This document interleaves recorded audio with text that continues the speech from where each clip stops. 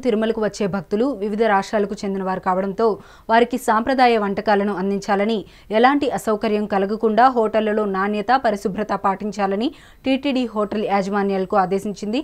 Hotel నిర్వహణ చక్కగా ఉండేలా నిర్వాహకులు జాగ్రత్తలు తీసుకోవాలని సూచించింది.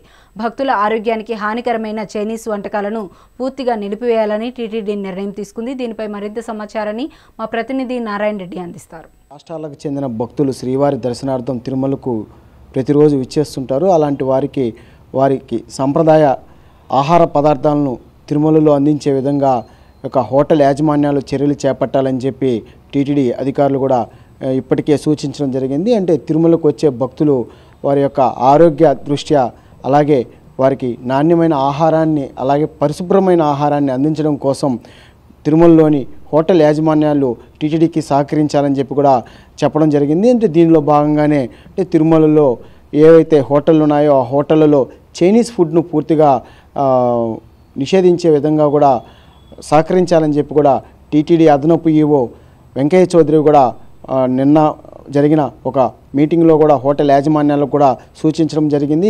ఇందులో భాగంగానే వీలైనంత వరకు తిరుమలలో ఏవైతే చైనీస్ ఫుడ్కి సంబంధించి నూడిల్స్ కానీ, అలాగే గోపి మంజూరి ఇలాంటి మసాలా ఫుడ్, ఆయిల్ ఫుడ్స్ ఎక్కువగా ఉన్న వాటిని వీలైనంత వరకు వాటిని బ్యాన్ చేయాలని చెప్పి కూడా హోటల్ యాజమాన్యాలకు కూడా చెప్పడం జరిగింది. అలాగే పూర్తిగా వివిధ రాష్ట్రాలకు సంబంధించిన భక్తులు తిరుమలకు వస్తుంటారు కాబట్టి అలాంటి వారికి ఎలాంటి ఇబ్బందులు కలగకుండా, చిన్న చిన్న పొరపాట్ల వల్ల కూడా భక్తులు అసంతృప్తితో తిరిగి వారి ఊర్లకు వెళ్లకుండా ఉండే విధంగా కూడా ఈ ఆహారంలో ఎలాంటి లోటుపాట్లు లేకుండా పరిశుభ్రమైన ఆహారాన్ని, నాణ్యమైన ఆహారాన్ని అందించాలని చెప్పి కూడా హోటల్ యాజమాన్యాలకు కూడా చెప్పడం జరిగింది. ఈ క్రమంలోనే తిరుమలలో కూడా టీటీడీ తరికొండ వెంగమాంబ అన్నదాన సత్రం నుంచి కూడా ప్రతిరోజు 40 నుంచి 50 వేల మంది భక్తులకు ప్రతిరోజు ఉదయం, మధ్యాహ్నం, రాత్రిపూట కూడా భోజనాన్ని ఉచితంగా అందజేస్తుంది. అదేవిధంగా 33 ప్రాంతాలలో తిరుమలలోని రద్దీ ఉన్న భక్తులు ఎక్కువ రద్దీగా ఉండే ప్రాంతాలు 33 ప్రాంతాలలో కూడా అన్నప్రసాదాలను, సాంబార్ రైస్, అలాగే పెరుగన్నము, మజ్జిగ వీటన్నిటిని కూడా నిత్యం టీటీడీ సరఫరా చేస్తుంది.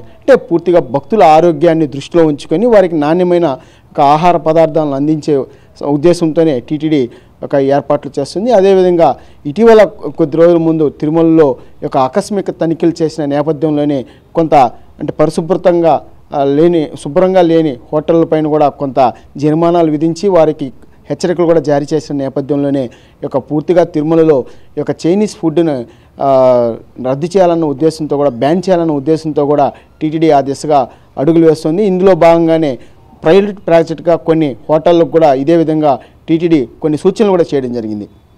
సుదూర ప్రాంతాల నుంచి వచ్చే భక్తులకు రుచికరమైన సాంప్రదాయ వంటకాలతో చేసిన ఆహారాన్ని అందించాలని చెప్పి కూడా టీటీడీ సూచించడం జరిగింది. ఇందులో భాగంగానే ఎవరైతే హెల్త్ ఆఫీసర్లు వాళ్ళు ఉన్నారో వాళ్ళు కూడా ఫుడ్ ఐటమ్స్కి సంబంధించిన ఆహార నాణ్యతను కూడా పరిశీలించే విధంగా కూడా ఆ దిశగా చర్యలు చేపట్టాలని కూడా టీటీడీ వారికి ఆదేశాలు కూడా జారీ చేసింది. పూర్తిగా గతంలో ఏదైతే ప్లాస్టిక్ని ఏ విధంగా తిరుమలలో నిషేధించారో అదే తరహాలో తిరుమలలో చైనీస్ ఫుడ్స్ కూడా పూర్తిగా బ్యాన్ చేయాలన్న ఉద్దేశంతో టీటీడీ అడుగులు వేస్తుంది. సాంప్రదాయమైన వంటకాలను భక్తులకు అందించాలని, అలాగే నాణ్యమైన, అలాగే రుచికరమైన ఆహారాన్ని భక్తులకు అందించే దిశగా టీటీడీ అడుగులు వేస్తుంది. కెమెరామెన్ సురేష్తో నారాయణ, మెగా 9 టీవీ, తిరుపతి.